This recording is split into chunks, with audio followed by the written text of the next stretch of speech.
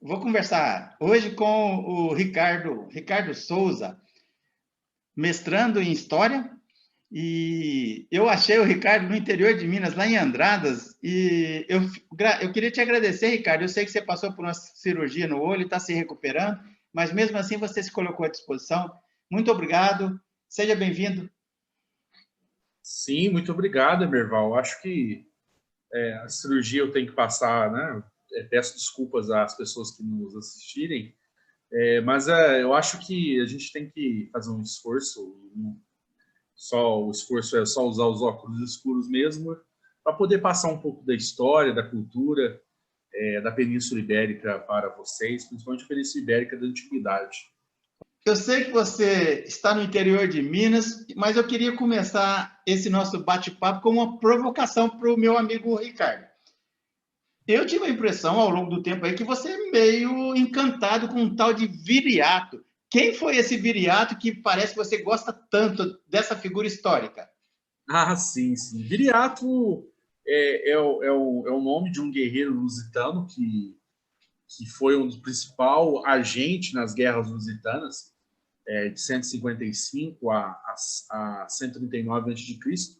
E ele é uma figura heróica que hoje ela é reverenciada tanto em Portugal como na Espanha como uma figura que mostra a heroicidade, os heróis, como são importantes para a nação, para a construção de uma nação. Então E peraí, segura, não vai dar spoiler. Uhum. Depois da vinheta, eu vou chamar a vinheta, depois da vinheta vamos conversar sobre o teu artigo, sobre as guerras lusitanas, e eu vou pedir para você falar um pouco mais sobre o Viriato. Depois da vinheta a gente volta, tá bom? Ótimo, ótimo.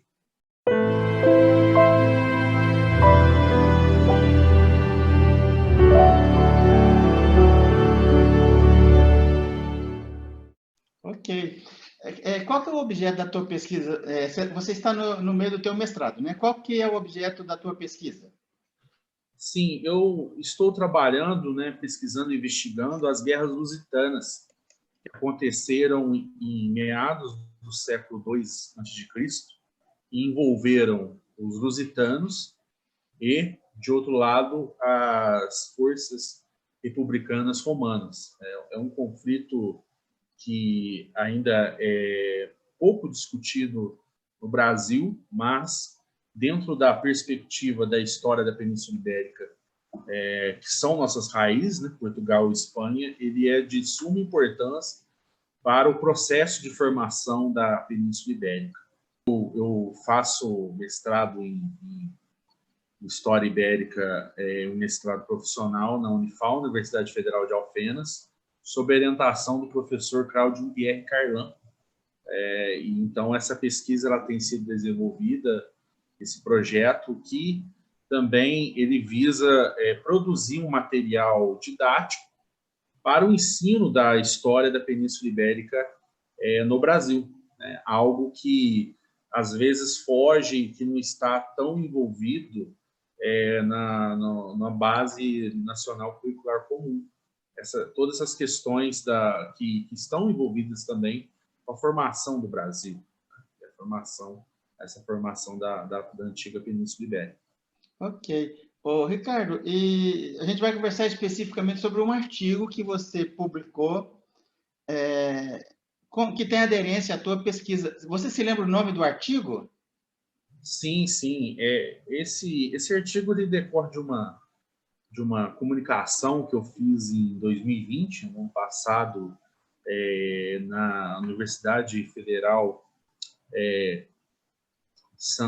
Era um evento online que estava acontecendo na Federal de Santa Maria, né? E na Federal também do campus Unipampa de Jaguarão, era uma parceria entre as duas. E essa comunicação, depois eu recebi o convite para estar publicando esse artigo na qual eu enviei. E eu trabalho principalmente, o tema é Entre Armas e Razias, as guerras lusitanas, né, o sentido cultural da guerra para os lusitanos. O principal cerne da minha pesquisa não é tratar essas guerras lusitanas como algo factual, meramente mostrando datas, personagens, etc. Mas sim tentar demonstrar que a guerra para os povos lusitanos da antiga Ibéria e para outros povos que ali habitavam, como os celtíberos, entre outros, a guerra era um elo cultural, era um elo entre a comunidade. A guerra ela fazia com que se produzissem relações sociais e econômicas dentro de cada tribo. E entre os lusitanos, essa guerra praticada, que os romanos, muitas fontes trabalham como guerras endêmicas, né? Porque a gente tem que ter muito cuidado ao analisar e ao descrever as fontes greco-latinas, principalmente, porque esses povos eram ágrafos e eles não deixaram muitos relatos escritos, ou quase nada, deixaram apenas relatos arqueológicos. Então, todas as fontes escritas são basicamente pelo povo conquistador.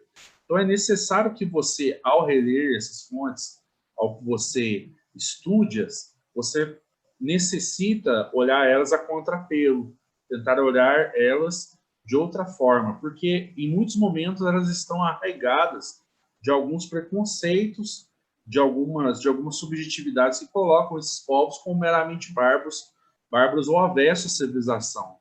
Os outros indícios, né, arqueológicos e outros indícios etnográficos, eles nos mostram que, de certa forma, a guerra para esses povos ela tinha uma função, antes de tudo, uma função cultural também.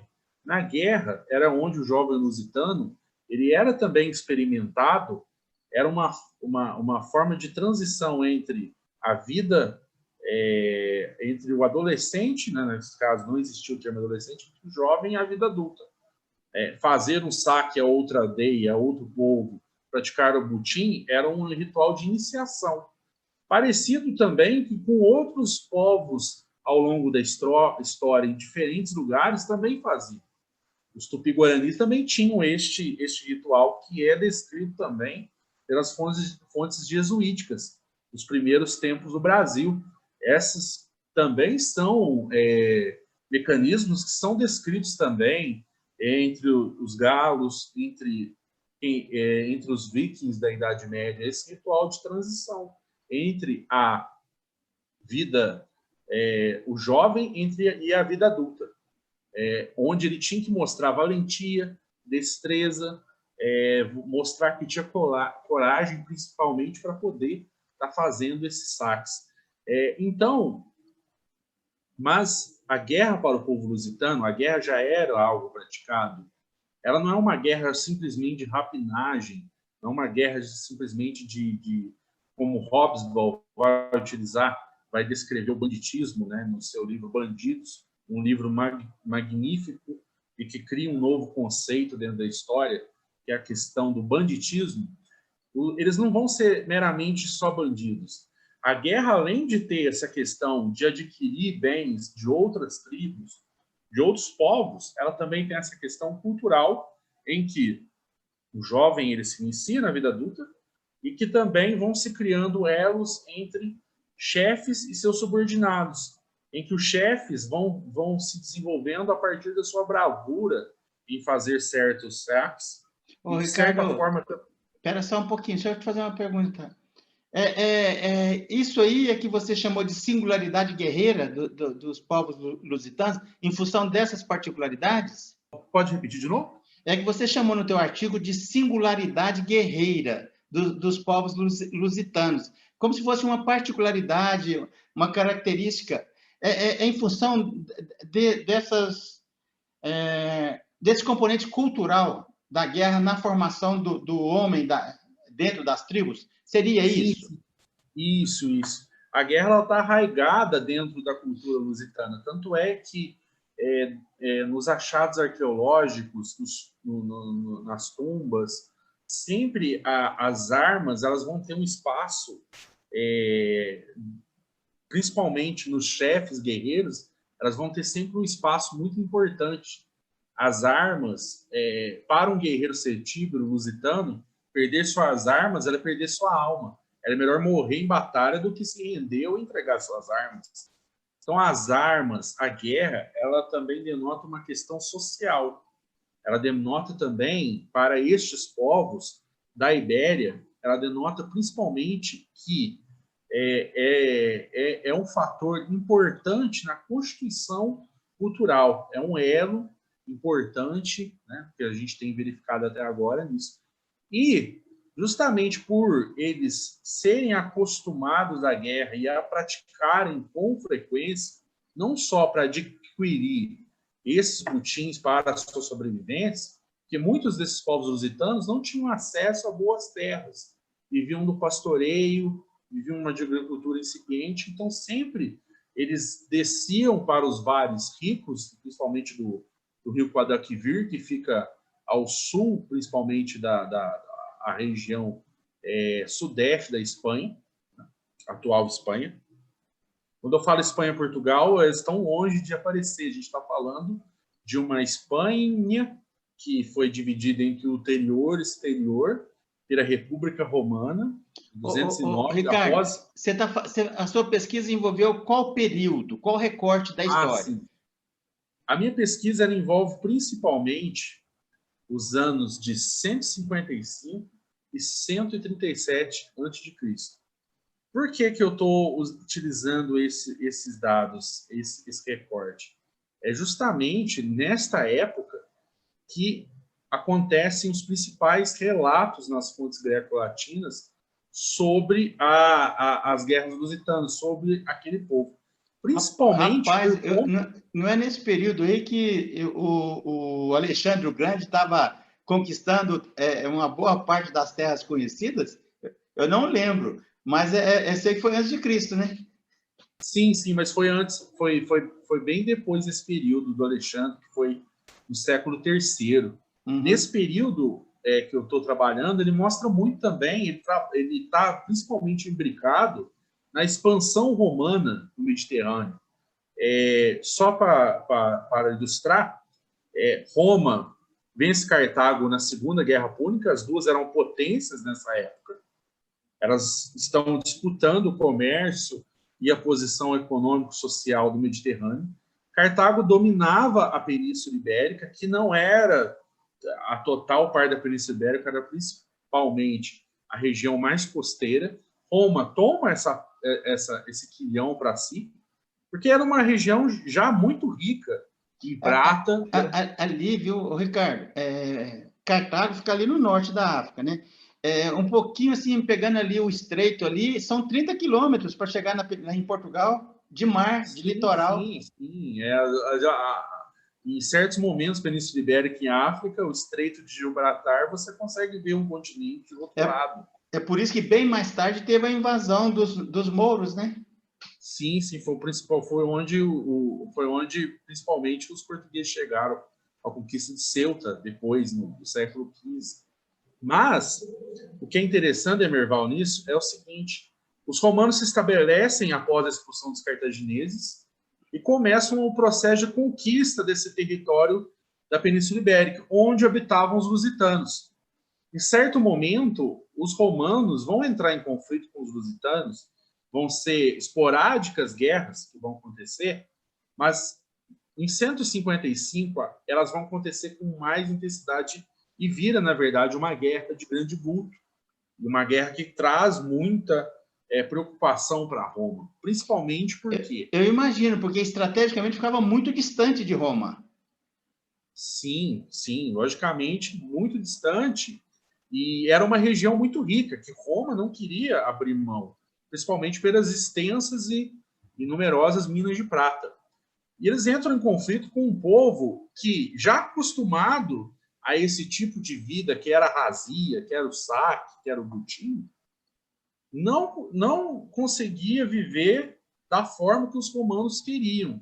Então, acontece um conflito também em relação à forma de se viver. Não que um esteja errado e o outro certo, mas um era o conquistador e o outro já estava habituado aquele modo de se viver. Então, é muito interessante, nesses aspectos, que essas guerras vão se tornar cada vez mais endêmicas. Em 155, elas estouram de vez.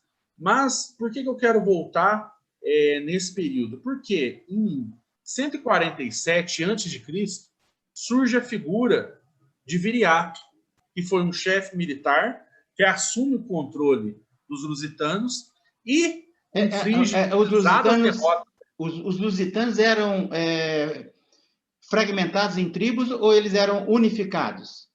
Eles eram fragmentados, eles tinham uma certa coesão social, mas nessa época a gente não pode, dentro dessa multiplicidade de povos que habitavam a Península Ibérica, a gente não pode pensar numa unidade entre tribos, entre um povo, porque existia a questão da lealdade ao chefe guerreiro mais próximo. Então, o Viriato, por que o Viriato se tornou uma figura tão conhecida da história antiga da Península Ibérica? Ele consegue congregar em torno de si todas as tribos lusitanas e também de outros povos em torno da guerra contra a República Romana. E essa guerra contra os romanos, ela vai ser uma guerra muito pesada, porque os lusitanos vão se utilizar das estratégias militares, das estratégias de enfrentamento que eles estavam habituados a fazer.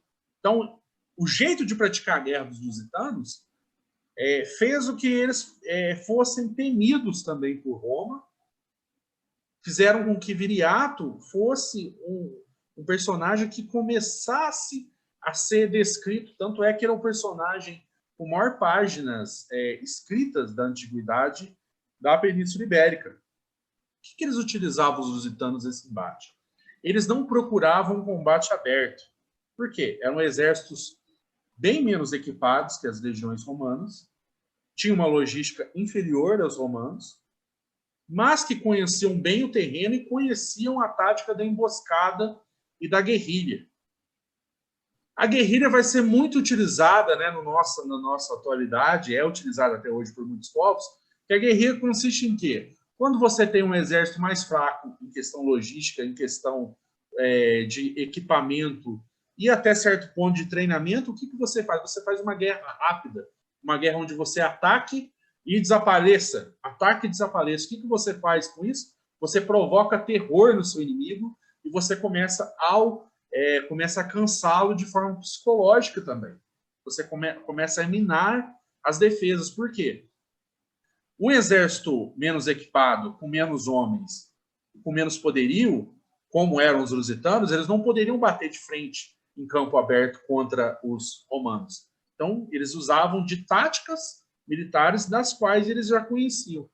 Em contrapartida, os romanos, eles vão utilizar uma espécie de, e utilizavam já na época, uma espécie de um exército mais organizado para o combate em campo aberto, um combate em que eles pudessem manipular as suas legiões, os seus cohortes, de acordo com o combate propício no momento. Mas eles vão se deparar com dificuldades, principalmente por quê? Porque eles não conheciam, eles não estavam adaptados àquela tática de guerrilha.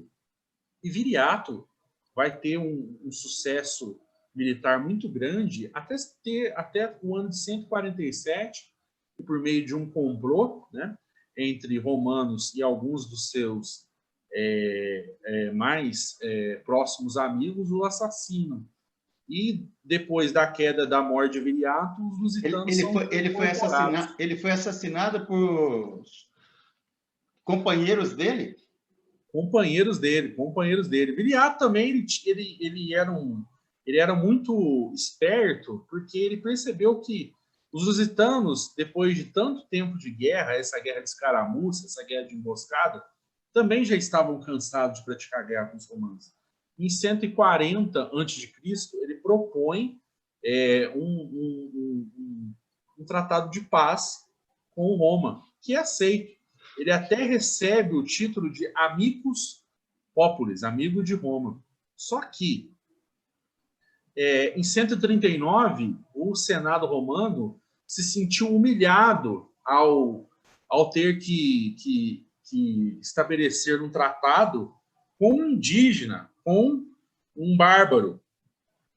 porque e por isso que é importante enxergar e tentar olhar dentro dessas fontes primárias sobre as erras lusitanas e sobre outra ótica, porque em muitos momentos elas vão estar arraigadas de certos preconceitos da civilização, no caso Roma, contra a barbárie, no caso lusitanos.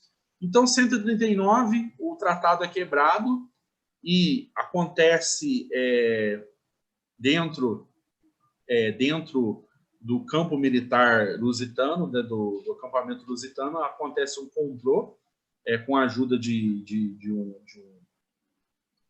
com a ajuda de um cônsul romano, e Viriato ele acaba sendo assassinado por moedas de prata.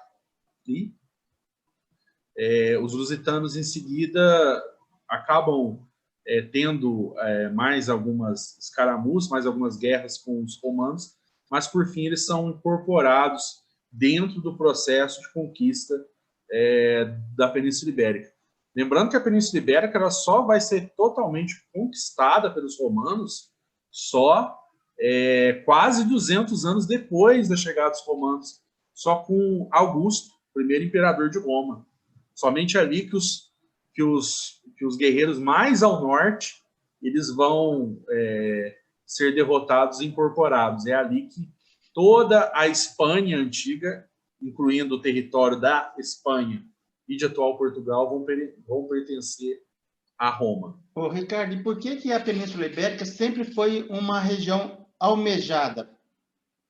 Ela sempre foi uma região almejada porque ela conta com vales férteis, onde a agricultura, principalmente a agricultura, o modo de se produzir economicamente na antiguidade, o azeite, que era extremamente consumido, a uva, né, porque o vinho é um alimento, né, o vinho não deixa de ser um alimento, que também era consumido por todas as populações, e o trigo eles tinham uma produtividade muito grande nos vales férteis da Península Ibérica. Mas isso a gente não pode deixar de contar as minas de prata e de outros metais usados. Ainda tem minas de prata na Península Ibérica ou se esgotaram? Algumas, sim. Poucas, assim, mas assim, durante todos esses milênios de exploração, a produção ela se torna muito onerosa, porque precisa escavar cada vez mais para uma produção que não é satisfatória, então se torna uma produção cara. Então, em certos momentos, é mais satisfatório economicamente, né? E mais engenhoso se extrair prata em outras localidades. Ricardo, eu deixei de fazer alguma pergunta acerca do teu artigo que você gostaria de comentar? Eu só gostaria de comentar essa figura mítica de Viriato. Essa figura... Em Portugal, ele é devidamente reconhecido hoje? Sim, sim, sim. Ele é... O Viriato, ele é uma figura tratada tanto como herói em Portugal como na Espanha. Mas assim, quando ele fez esse acordo, ele não foi meio traíra? Não foi, porque as tropas dele já estavam cansadas. Era uma guerra desgastante. Era uma guerra que o inimigo, ao enviar mais e mais legiões, era uma guerra que às vezes era melhor ceder. Né? Uhum. Talvez possa ter acontecido dele ser assassinado justamente por isso. Mas isso só vai vir à tona com a descoberta de outros documentos. Você ocorrer, porque a história sempre vai sendo construída. Você utilizou material arqueológico para recontar a história? Sim, sim. Para contar essa história desses povos peninsulares, é necessário, além da literatura, além dos escritos das fontes greco-latinas, é necessário recorrer muito para as fontes arqueológicas, porque eram povos que deixaram uma rica cultura material, né, a partir as suas fortalezas, os seus castros, as armas que eles guardavam em suas lápides, né, toda toda a indústria relacionada à confecção de armas. Eles tinham uma metalurgia bastante avançada, então eles tinham uma ourivesaria muito bem equipada, eles faziam belos colares, eles faziam belos adereços. Então, é necessário se voltar cada vez mais para o estudo desses povos, a arqueologia, que é uma ciência mais antiga que a história, e que é uma grande auxiliar no processo de decodificação, escrita e embasamento para a construção dessas pesquisas.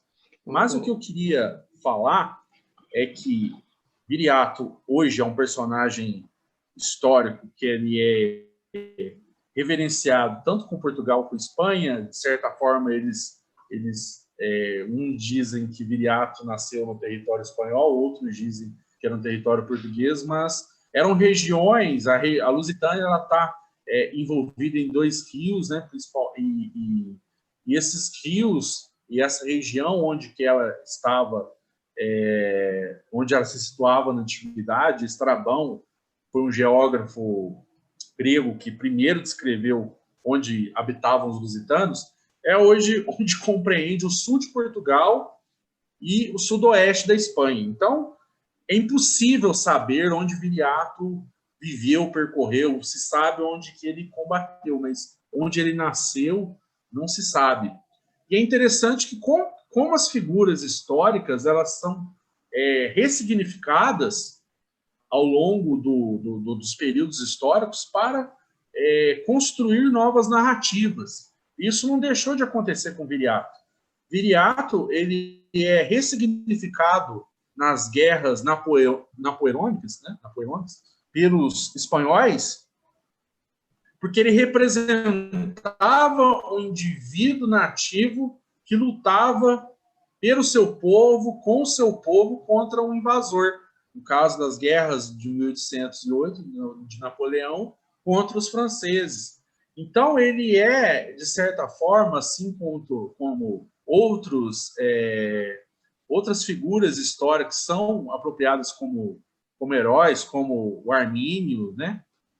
Na Germânia, a Alemanha utiliza a figura do Armínio, que foi um soldado desertor que lutou, né, contra os romanos e os derrotou em Teutoburgo, entre outros. Então, essas figuras elas são sempre trazidas à tona e heroicizadas. Tanto é que a figura do Viriato ela sofreu também essa questão do herói. O herói que não se rende a um poder superior, a um poder militar superior, e que luta pelo seu povo com o seu povo. Legal.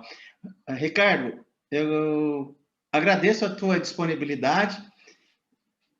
Achei extremamente interessante. Você está trazendo novas luzes por um período da história de Portugal que é pouco estudado aqui no Brasil. Então, muito obrigado. Um abração. A gente volta a se falar quando você terminar o teu mestrado. Combinado? Combinado. A gente volta a se falar. Valeu. Um abração. Um abração. Tchau, tchau. Tchau, tchau.